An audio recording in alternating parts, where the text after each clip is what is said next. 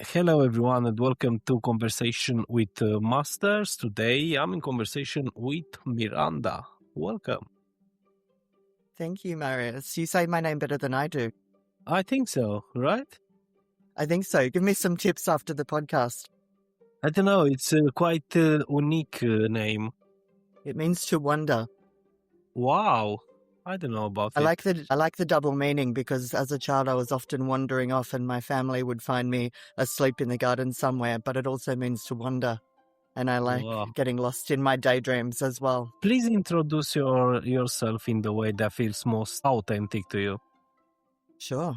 I think I kind of already started doing that, but let me continue. So my name is Miranda Claire, and in business I'm known as the soulmate coach. So I help singles to meet their soulmate, and I help couples to find their spark or get married or get unmarried or whatever their goal is as a couple.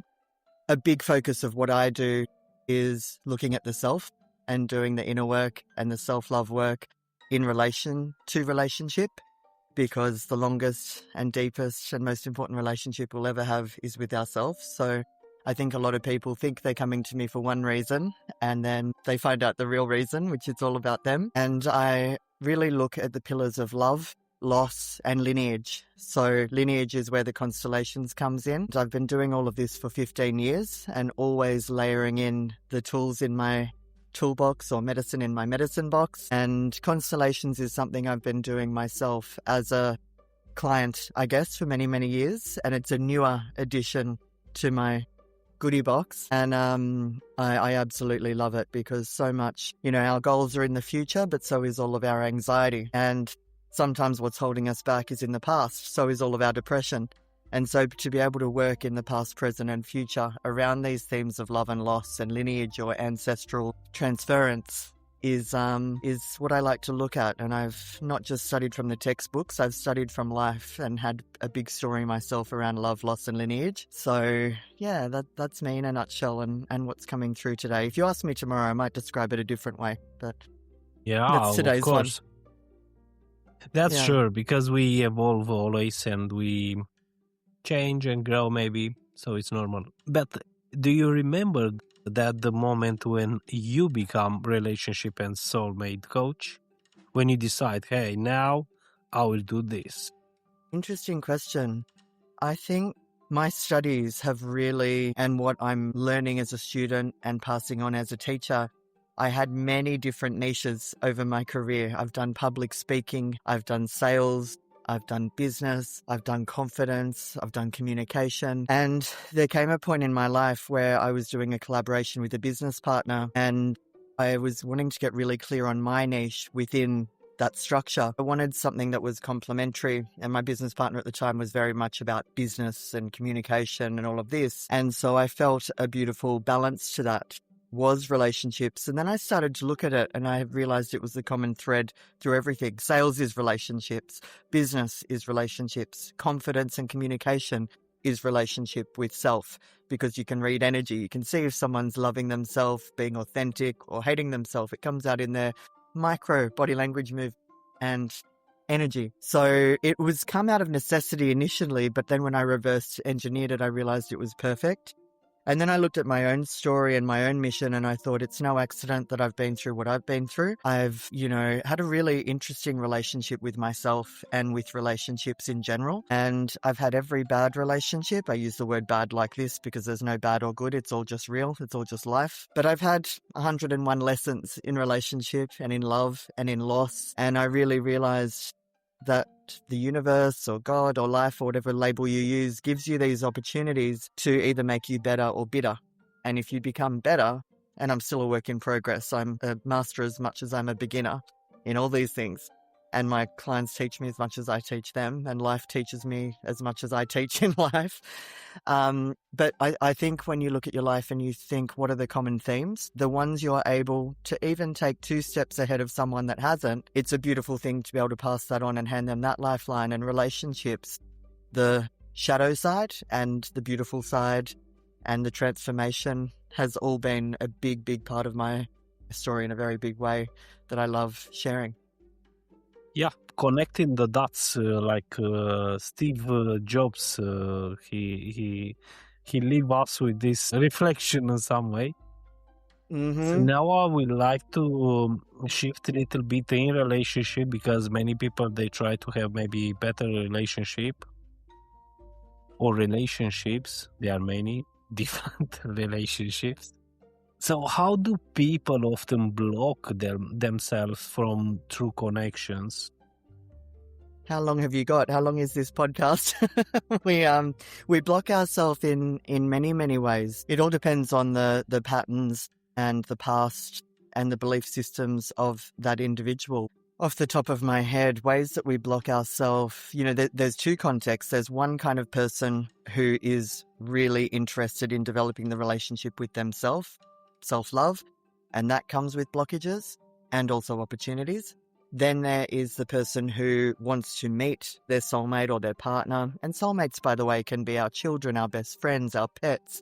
It doesn't have to be so literal, but with Disney movies and everything, a lot of my clients are coming to me for romantic, but there's common themes with all of it. And then there's the third one, which is you're in a relationship and how are you blocking yourself in that relationship? And I would even say there's a fourth one, which is every relationship that we bring into our life, we at some point are going to have to say goodbye to. It's part of life. Life and death are two sides of the same coin, whether it's the death of the relationship, the death of the love, or the death of the person, or the death of the ability to be together for whatever reason. We can block ourselves from that part of the journey as well. And so they're the different types. And the blockages are so often, we think, coming from the external or coming from the other. And I would say 100% of the time, if we allow relationships to be a mirror, we can go inward, and not to blame ourselves or shame ourselves, but to get curious and say, how am I blocking myself from this lesson and opportunity around love to awaken through love and relationship? It can be belief systems, it can be past trauma, it can be our self-image, it can be our self-talk, it can be so many things, but it all comes from within, and using the relationship as the mirror to go, what is this triggering for me? What is the resistance in me? What is the blockage? And that is very individual, even though there's common themes like scared of being alone, scared of not being good enough, scared of being unlovable, I would say are the top three. This is the top 3. Top 3. It's very nice because you pick up the soulmate level, right? So here too, there are many questions around the globe, I guess. What are the signs that someone is ready for a soulmate level? Mm-hmm. It's a deeply personal thing, and I don't think there's a formula of, right, complete step 1, 2, 3, 4, 5, and on step 6 you're ready. Because I think this can actually be one of the blockages to love if you're running a little bit of a perfection pattern. And perfectionism can sometimes be low self-esteem, gift wrapped in perfectionism, of I'm actually not thinking I'm good enough to give or receive love. And so I'll create these perfect rules between me and love that make sure that there's always a barrier to keep it at an arm's length. And I'm never quite good enough. I'm never quite ready. And it's only a decision that you as an individual can make if you really be authentic with yourself of, do I choose to awaken and work on myself and live this life and receive and give and all of these things in the context of being on my own, or in the context of being in a relationship? There's no readiness of, oh, you have to love yourself unconditionally before you meet someone. No, sometimes a relationship can help you love yourself unconditionally. Sometimes you can hate yourself, and bringing in it doesn't mean that relationship is there to rescue you, but it's there to hold up a mirror and really expose all the ways in which you're not loving yourself, so that you can do that work in the context of relationship. And that's a deeply personal thing. If you've manifested a relationship and you're committed to self-love, you will find a way to do that dance in that context. Whereas for other people, it's deeply personal, and their intuition is, I've always been in a relationship since my high school sweetheart, and I've never taken that time on my own. So I want to explore the dance of self-love that only I can do on my own. But there's no arriving. There's no get into a relationship when I'm ready, when I'm healed, when I love myself. It's just, we're doing the dance in and out. And if we notice a theme, every time I go into a relationship, I'm running a pattern of neglecting the self-love, that's a personal decision. Maybe I'll take some time out and really do that on my own. Or maybe it's another personal decision to keep showing up and really do the work to hold that self-loving frequency in the context of another. And it all arrives at the same place. So there's no moment that you realize you're ready. It's about going inward, looking at your patterns up until now and thinking, what opportunities are around me? What is the feedback that life is giving me? Have I got soulmates lining up and it really feels I'm in the frequency of bringing someone in? Let me play with self-love in that context. That's working. Keep doing it. That's not working. Take a step out. That still isn't working. Take a step back. It's a dance. You've got to play. You've got to experiment, but there's no arriving. There's no ready. Life and relationships are meant to dance together. We're not lone wolves. Even though we're born alone, die alone, we're actually all interconnected the entire time. Relationships are like breathing. Just play with what resonates and your intuition will know what you're ready for next. And what is the advice you have for this person? Maybe what jump from relationship to relationship, it's like they can't stay single, right? It's like they meet someone, it's not working, they trick some buttons there, many feelings, hard feelings, they broke up, another person and another person and another person, and like this we are in this maybe 50, some of us still single. What happening exactly? What is the message? What I believe is we keep getting the lesson until we get the lesson. It's about looking at the pattern, looking at the common denominator, which is always us. And yes, you could keep showing up, but you can't keep doing the same thing expecting a different result. And sometimes the thing that we're most afraid to do is the thing that we most need to do for the biggest breakthrough, because growth is uncomfortable.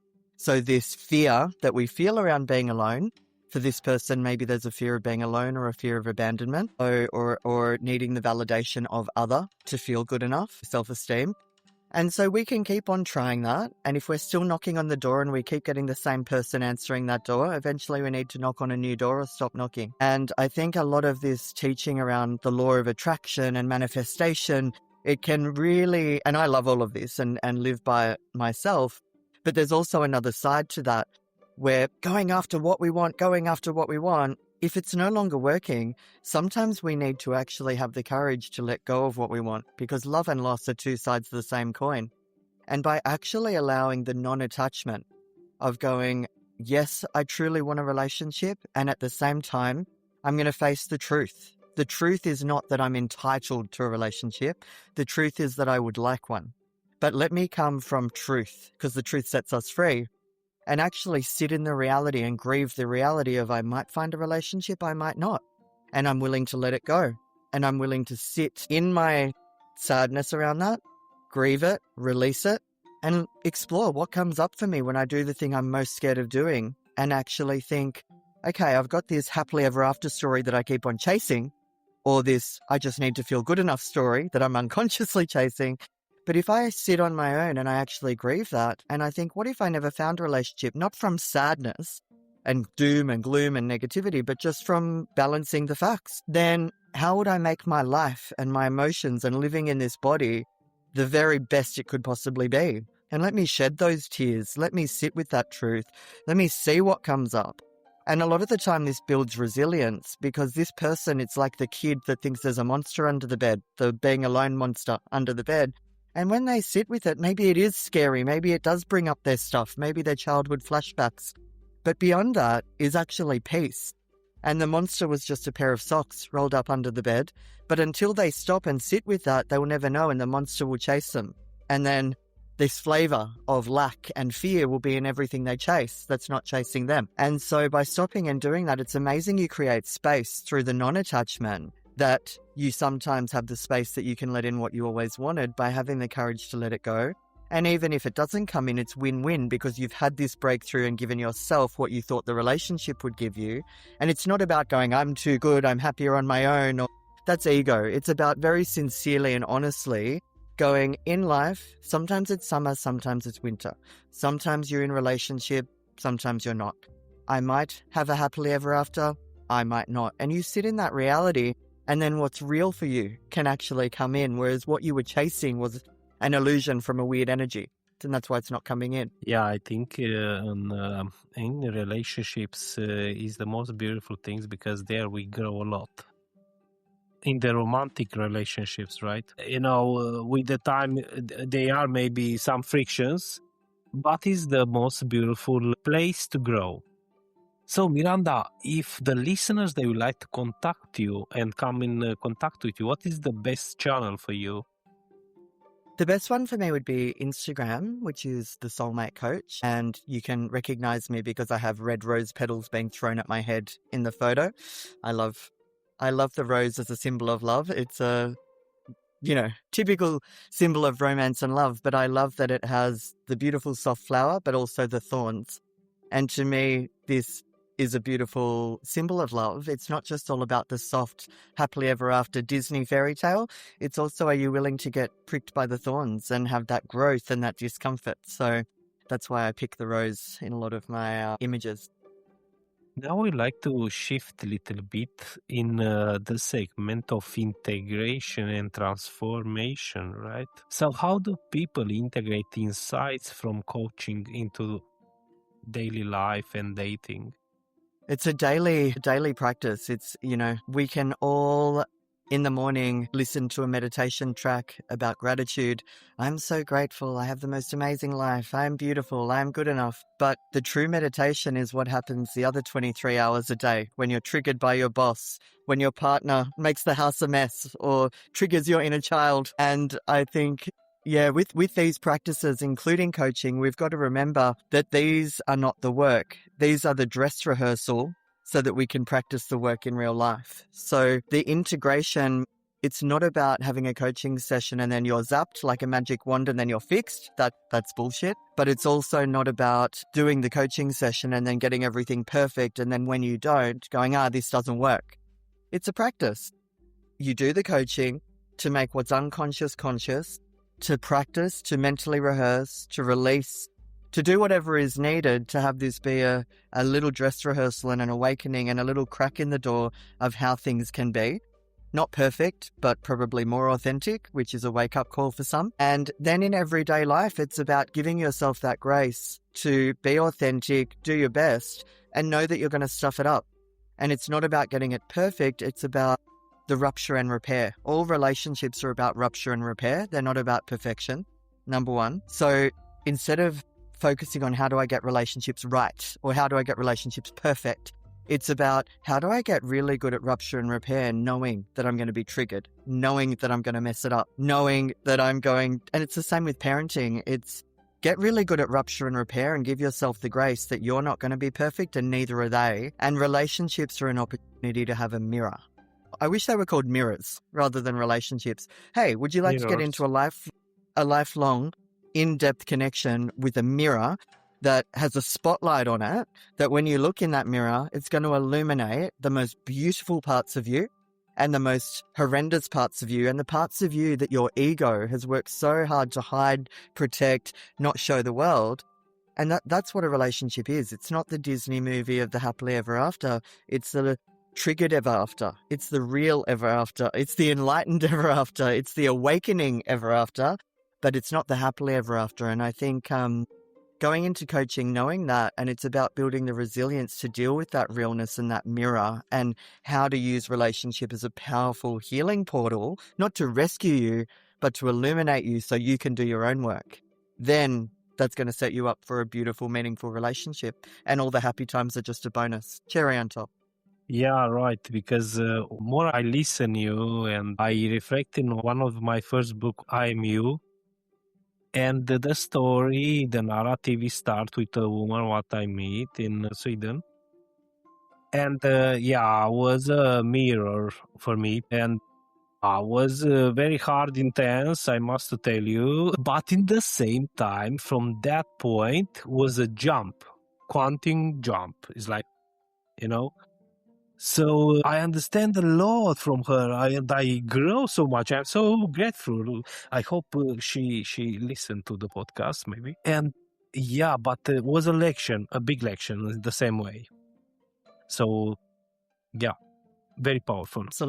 Absolutely. Yeah, I think we go into these things that are very normal in our society, like children, relationships, and how we even enter into those, the expectation of happiness and bliss if you just look at the individual, some of the people that I've seen struggle with mental health the most in my life and on a very serious level are the ones that are really committed to being extremely happy and making others extremely happy. Life is not about happy. Life is about real. It's about authentic. It's about the shadow and the light. So if you can go into this human experience as a person and give permission for all your range of emotions, as long as they're not abusing someone else, obviously. But it's like the seasons. There's going to be winter, there's going to be summer. It's not good and bad. It's just real. It's just life. Same with relationships. I'm going to go into relationships. There's going to be seasons. But it's not about being happy or happily ever after. Even this language sets us up for anything other than that feels like a failure or feels like you're doing something wrong. It's like, no, I'm signing up to go through the seasons, my own inner seasons and the season of this relationship with a mirror and a spotlight to help me deepen my growth. It'll amplify all the beauty and all of the summer, and it'll amplify the winter and make it feel colder at times.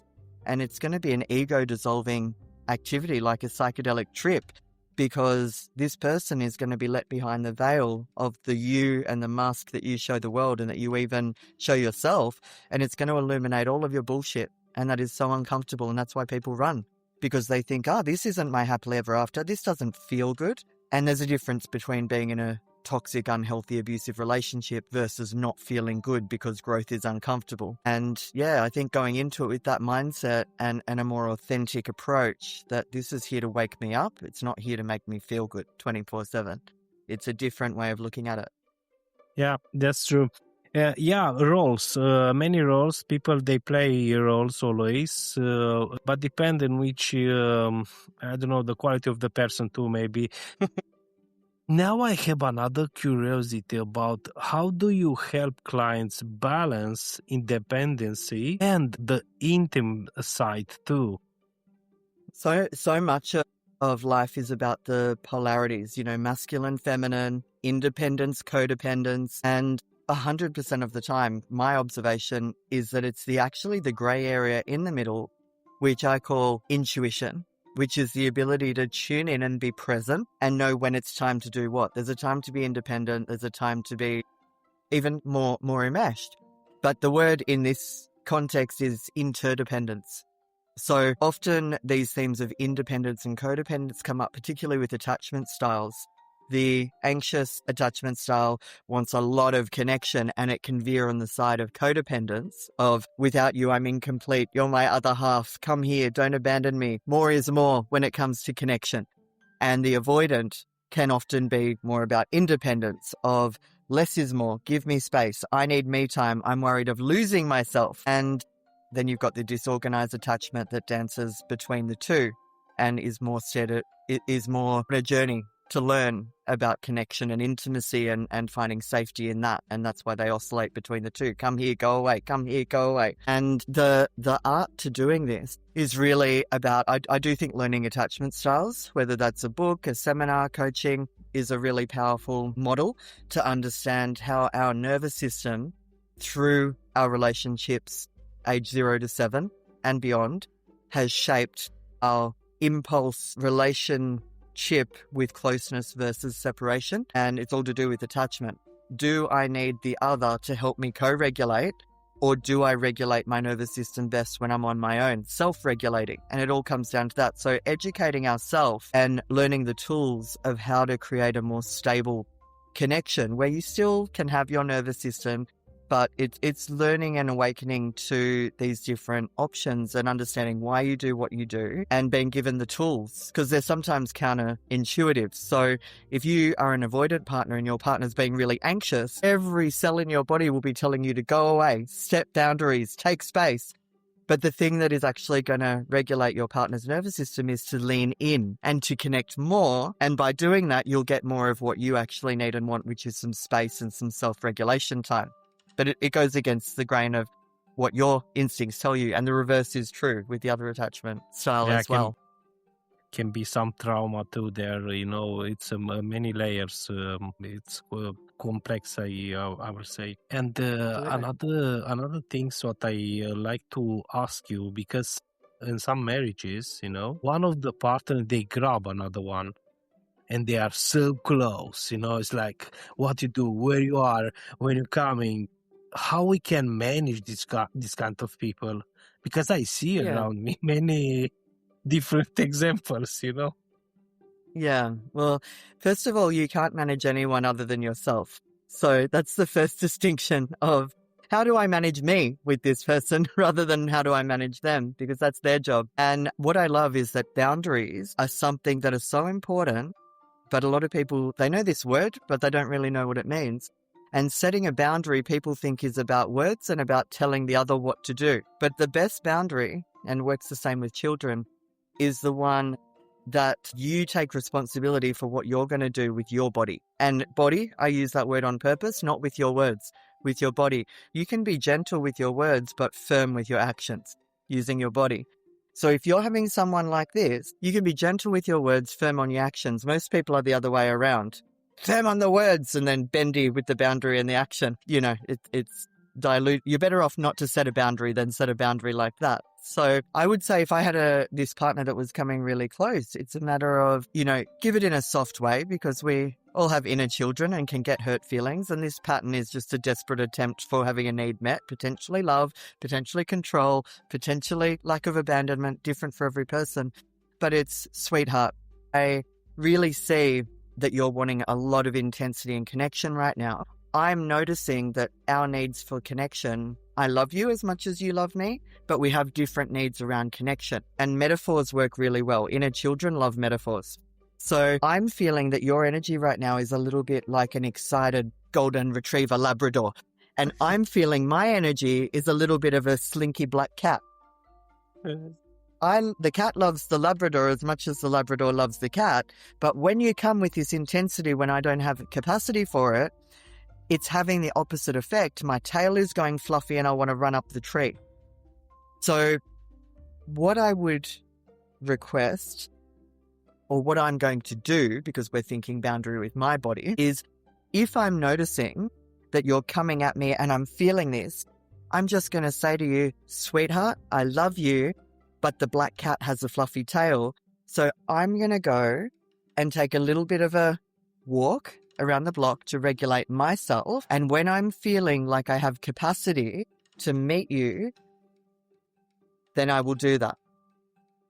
Now, notice how I'm not saying I need you to lower your energy. I need you to not do this, or I'm rejecting you, or I don't love you. You're assuming the best of them, but you're saying, here's how this lands for me, with a sweet metaphor, with love in there. Here's what I'm going to do about that, and I'll let you know when I'm available. Now, that gives this Labrador an opportunity to stay in this energy, and the cat can have a bit more consent and come in when they're ready for this energy. Or the dog can decide for themselves, hey, dog and cat, use whatever animal or season or color works. This is just what's coming to me. What is more likely to happen is this energy can now have an option to go, this is how this is landing. I actually want connection. Let me pick another energy. Let me regulate that a little bit more. I know that they're going. I know they're going to come back. I know they love me. And this is and we can start balancing each other's energy if we want to. Now, if you keep showing up and this person is not shifting at all, and they're happy for you to go for a walk and come back, and then they're just as intense, knowing that it's giving you a fluffy tail and wanting to run up the tree, then maybe there can be some other solutions, which is, I'm really wanting to speak my truth here. And even though you're in control of you and you can do whatever you want, I'm in control of me and I can do whatever I want, I'm not really feeling heard or respected, or like you're attuning your energy to mine. Let's maybe look at some couples counseling. Let's educate ourselves. Can we take another step so we can deepen that understanding of each other's nervous systems? Because I actually really love you and want to connect with you, but the way we're doing it doesn't feel comfortable for me. So I've tried setting a boundary, but let's try something else together, And so you just keep on trying. Yeah, space.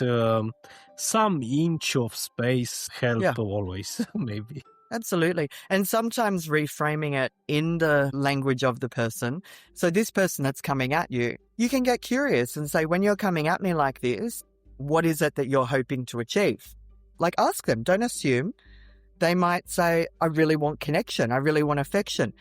And so then you can say, okay, this is how this is landing for me. When I feel this energy, I am just going to go for a little bit of a walk to regulate myself so that I can be ready for this energy from you. And just to let you know, what would make me feel really affectionate and really connected would be, and then you teach others how to treat you. It would be if you would run me a bath, let me decompress after work, and then say to me, enjoy your bath, beautiful. Please come to me when you have capacity for affection and connection. And it would be great if it would be sometime today, but if not, let me know when suits you. Next month. Next year. No, you know, it's like, yeah. So you're not just saying, this is how it's landing and I need space and then I'm going to give you what you want. There's also this nuance to teach others, this is what you want to achieve. Let me teach you how black cats work and what would actually do it for me even more.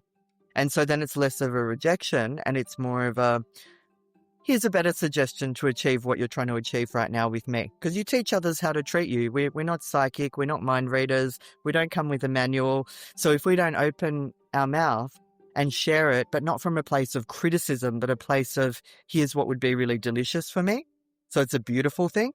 Then this is what we need to get good at. And there's a whole art to this, you know. This is part of why relationships are so triggering. Sometimes we think it's the other person triggering us, but it's the fact that we're going to need to get good at boundaries in order to deal with them. That's what's really triggering us. And we blame it all and project it all on the partner. You are too close. You are too full on. But it's like, or am I just really sloppy with boundaries that would actually fix this? Do you think these dynamics we find in another areas of relationships?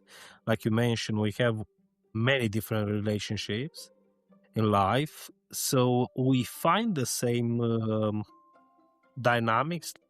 So how do you mean? Maybe say it a slightly Like different way so that it lands to my brain. Like in workplace. Yeah. But I will stay here in organizations maybe and businesses, right? Yeah. I think human beings are often wired to automatically think, what can I get? We don't like to admit it, but we're very selfish. And so whether we're in business, family, parents, partner, where there's this unconscious pattern of what can I get? Even the person who's thinking, what can I give? They want to give because what they get is they feel good when they give. So it's still getting something. It's a giver. So even the giver is really selfish. They don't like to admit this one, but often or always, if you follow the trail back of even the giving pattern, it's what do I get? That last nugget is always what you get out of it, is what's motivating. And there's nothing wrong with that. I think we have this thing that selfish is bad, and I don't believe in bad and good. It's just what's the pattern, what's real. And if we can play with shifting this unconscious, what am I going to get from you? You know, in front of our boss, if our boss is really giving us maybe negative feedback in a performance review, we can feel hard done by because I'm here to feel respected, I'm here to feel successful, I'm here to be promoted, and this feels like the opposite. My ego is hurt, and it's because of this unconscious pattern. What am I here to get? And what I'm getting doesn't feel in alignment with what I'm hoping to be getting. In a relationship, your partner triggers you or your partner abandons you and you're thinking, I'm here for connection, I'm here for love, I'm here to be happy. And so this gap between what we're getting and what we think we should be getting is a mismatch, and that shows up as triggers and pain. And it might also remind us of something in our family system or our childhood or the field. In all these relationships, I love going into them, and it still does have that focus of what you're getting out of it. But rather than being decided by potentially our inner child or our entitlement or our ego of all this pleasure and safety that we think we should get from it, if we see every relationship as a mirror and a lesson, I love the saying that every relationship, and boss, family, friend, partner, child, doesn't matter, every relationship is a reason, a season, or a lifetime. And we don't know if a relationship is going to be a season or a lifetime. We don't know that until we're 101, looking around, and we're like, you're still here. Then we know it was a lifetime. But no one has this crystal ball. So let go of that one. You'll find out on the last day of your life who was a lifetimer. Everyone else is likely to be a reason and a season. And even the ones that are a lifetime are going to be many seasons and many lessons. So I like to bring it back and go, every single person, every partner, boss, pet, family, child, even drop the season, because that'll be what it'll be. We could get hit by a bus tomorrow. What is the reason? You're a mirror. You're a spotlight. What are you here to teach me? See, everyone is a teacher. And then we suddenly see the opportunity in the alcoholic parent, in the narcissistic boss, in the flaky partner, in the disobedient child. It's not, we're not sitting there in the triggers and the gap, even though the triggers will probably still be there. It's okay, so the narcissistic boss, you're maybe here to teach me that I need to be more like you. Maybe I need to have thicker skin. Not exactly like you, but just the general resonance of you. Or maybe I need to be less like you. Maybe you're triggering me because I'm looking in the mirror and I'm a lot like you and I've pushed it into my subconscious and I don't like what I'm seeing in the mirror, so I'm making it about you and pushing you away because you're making me uncomfortable. I'm really soft and I have very little patterns that allow me to be thick-skinned, selfish, and that's why I'm pushing you away because I'm not ready to step up. But if we're present with what is the lesson here about me, the lesson isn't I need to avoid people like you. The lesson is, hey, this energy is triggering me. Do I need to run more of that energy or less of that energy? Because that's the lesson. It's one of these two things. The partner that's flaky, that's not giving you the certainty, the commitment. Okay, this is triggering me. Do I need to become more flaky? Am I maybe really in control freak and ordered and structured and I need a bit more of this flaky energy? Or do I need to be less like you? Is there an area of my life? Maybe it's going to the gym. I'm really flaky and I don't want to look at it. So I'm pushing it in you because inside I'm pushing that part of me. And so it's using every relationship as a mirror. What is this delicious breakthrough available for me? And I'm blaming myself doesn't mean your patterns aren't shitty, but no one can change you except you. I can either sit here being triggered and become the victim, or I can be the creator and create an even more better, enlightened, empowered, wise version of me through what this is teaching me about me. Right. So now in the final, I would like to ask you if you have a message for all these people who are single, right? And maybe now it's many years they are still single. So what is your message for them? My message would be, write down the best case scenario of how you would love your partner to be. Think about who you want them to be on the inside so that if you met them through a wall, like this show Love is Blind, you would still fall in love with their soul. And who you want them to be on the outside and in life. Think of the best case scenario. Write it down. Create your dream person. Think about your dream life with that person. Describe that in detail. Best case scenario. And then think about who you would need to show up as, being authentic, but being in vibration with that. If you want to attract someone who values their health and fitness, but you're chain smoking and treating your body like a toilet, then maybe the best version of you in this context, which is still authentic, it's not layering the ego, this feels like an authentic thing that you're neglecting, then I would be the healthiest, most vibrant version of me. Not to be good enough, etc., to be in alignment. The person who's really healthy doesn't want a chain smoker usually.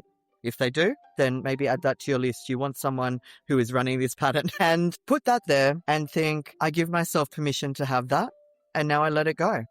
Put it, burn it, release it, let it go, and give yourself permission to have that. But then write down the thing that you're most scared of. Because when you make peace with the worst case scenario, then you're free. And when you balance summer with winter, love with loss, then you're free. Because it's like with the constellations, like Helen just said, if something is not welcome in the system, you're going to get some lessons around that. So make everything welcome. We don't have a crystal ball. We don't know what's going to happen. So create the best case, but then balance it with the worst case. My worst case is that I die alone. I have 25 cats. I die, the cats eat my eyeballs, and I never meet the love of my life and I'm lonely. Then I want you to go, how could I make the worst case something that I would be on my last breath? Totally peaceful with that. Okay, by being on my own, I will actually be the coolest auntie around. I will deep dive into my own healing. I'm going to go and do ayahuasca in Peru. I'm going to travel to a different country 3 times a year and learn personal development from all the wise elders. I'm going to really deep dive and transmute, like alchemy, all of this fear into love. I'm going to create a cat sanctuary and have not just 25 cats, but 250 cats. And I want to donate my body to the cats when I pass. You know, it's about fall in love with the worst case scenario and now burn that and give yourself permission to have that. And then come back to the present moment because now you're free. You've put in the law of attraction, what I really want. and given yourself permission and also let it go. Non-attachment. Then you've made peace and deliciousness with the worst case. Let that go. And there might be some tears. There might be some resistance. You'll know that you're doing it right if there is. And genuine grief. Genuine letting it go grief. And then come back to now and then go, welcome to the adventure of life. We don't know what's going to happen, but let me take one step at a time, knowing that I have peace with both, and let me do my best and be authentic and be vulnerable.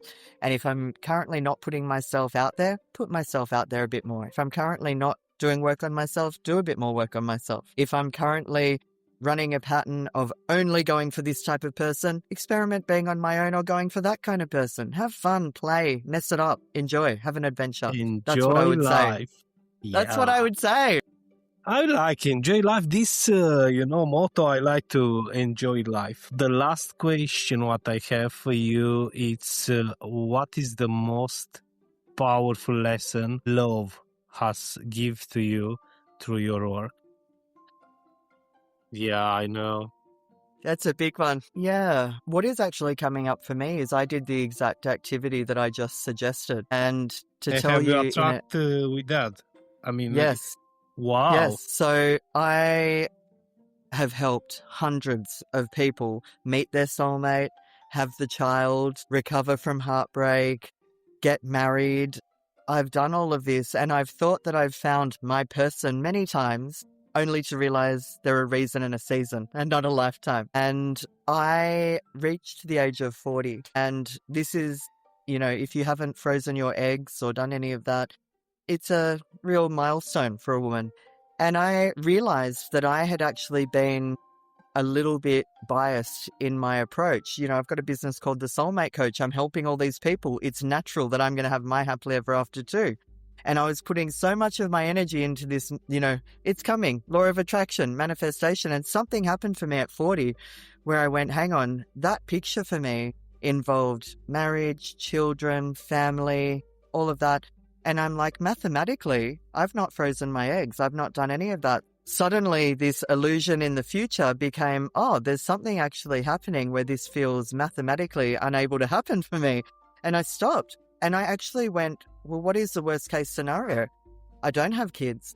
I don't meet my soulmate. I've got a business called The Soulmate Coach. And it really put a mirror in my face of, I'm telling everyone that the most important relationship you have is with yourself. But am I ready to really live that on a level that I am not in a relationship, but I help people with relationships? Because that would be me living proof that the relationship you have with yourself is the most important. And it really had me reflect on all of this. And my ego came in, and when I'm going to have to start a new business, because if I'm not married with kids by this age, who's going to take me seriously?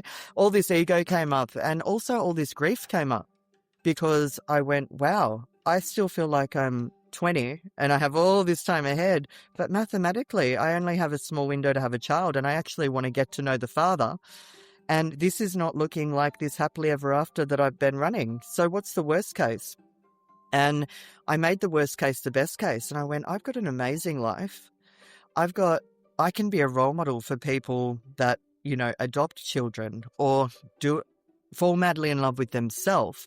And being single or being in a relationship, one is not better than the other, because maybe I had a little bit of a bias that I was only going to be good enough if I found my happily ever after, all of this stuff. And I sat with it and I grieved it. I grieved the children that I might not have. And I have adopted a child as well, which is just as beautiful as a biological, but grieving the biological aspect of that. And I let all the tears come out, and I really grieved it. And I started dating different people. In the past, I would only date people that wanted children. And instead I went, you know what? I want to date people that are in alignment, because I've grieved and accepted the fact that children might not be part of that story. I did a lot of healing family constellation around that, and I actually healed a lot of the masculine line. I got a download in one of these constellation sessions that I need to sit with my own father, who I grew up without, and just sit with him. I hadn't seen him for many, many years, in softness. And I didn't know what this meant. I just needed to sit in front of my father in my feminine energy, which is something that I hadn't done. I'd always been either angry or distant or joking and using comedy as armor. And I just sat with him. We only sat together for half an hour. I was really soft, really curious, really unjudgmental, dropped all the stories. We didn't talk about anything profound. And on the way home, I got a download to actually try one more time online dating. Don't be attached to the guy that wants children. Just be attached to your energetic match and let the universe unfold and see what happens. Just enjoy life, have fun. Don't be so many steps ahead and just connect. And I got very real about what I wanted. And I dropped all of the stories of, I need you to be this, I need you to be that. You've got to want to have kids, da da da da. And I just said, this is who I am in my softness. And by sitting softly in front of my dad, I was able to sit more softly in front of the masculine, even on an online dating profile. The first click that I clicked on, and by the way, I had made peace with me being that cat woman that I described. I love cats. I can't have enough cats. I definitely want to have a cat retreat one day. I've got a tattoo of a cat here. I love it. And the first click on this website was the person that I'm now engaged to. I'm now pregnant, about to have a child in the next week with. Wow. And he has cats like I do. We have cats all over the house, and we're creating a beautiful blended family. And it's interesting, on our first phone call, we spoke for about 8 hours on our first phone call. And yeah, you meet the right person. Yeah. Really connected. Yeah. And I said to him, do you want to have kids and marriage? And he said no. And I felt a little ouch, but I'd also grieved that. And I went, there's still 8 hours of communication and connection here. I'm handing it over to the universe. I'm happy with my fairy tale. I'm happy with my cat lady. Let's have an adventure. Let's see what this lesson and this season might be. And it's interesting. We hung up off the 8-hour phone call, and I went and got a massage. And when I came out of the massage, I had a text, can you call me again? And I thought, we've just spoken for 8 hours. Okay. And I spoke on the phone to him. He said, you know how I said I don't want to have kids and marriage? I said, yeah. He said, I've said that to every woman I've dated for the last 5 years, but it didn't feel right saying that to you. He hadn't even met me. And I said, interesting. And he said, I don't know why, but I just felt like I wanted to tell you that. And I'm like, we haven't even met. And he's like, yeah, I know. I just wanted to be real. And then here we are. So, and even if it hadn't have worked out that way, even if he had have been a beautiful reason and a season, and if I had no biological children and just 3 more cats, I can tell you I would be doing just as good and still running my business and still in that vibration of love and authenticity. So I think all of that is a really big lesson for me about with love. It's that holding on to what you want, but also being unattached and having the courage to let it go, because everything and everyone we love this lifetime, we could have the dream job, the Ferrari, the soulmate, the 3 perfect kids, the 20 perfect cats. And guess what? The more we have to love, the more we have to lose. We're going to have to say goodbye to these things. We're going to say goodbye to our own body. We're going to say goodbye to everything we know. Love and loss are 2 sides of the same coin. So the more you want love, the more you need to lean into love. And the fact I was able to let it all go was the missing piece of actually letting it all in. And even if it wasn't, I'd fallen in love with the loss and with the worst case scenario. And so then I was free. No more attachment, no more stories, just living life, and the energy could then come in of what I wanted. Yes, beautiful conversation we have today, Miranda, and I'm very happy you take the time to be here, and I hope everyone take the golden nuggets, right? Thank you so much, Marius. It's been beautiful chatting to you. I hope I see you soon around the globe, maybe to one of your workshop or even there in Sydney. So Sounds thank beautiful. you very much again for your time. My name is Marius, and thank you for listening.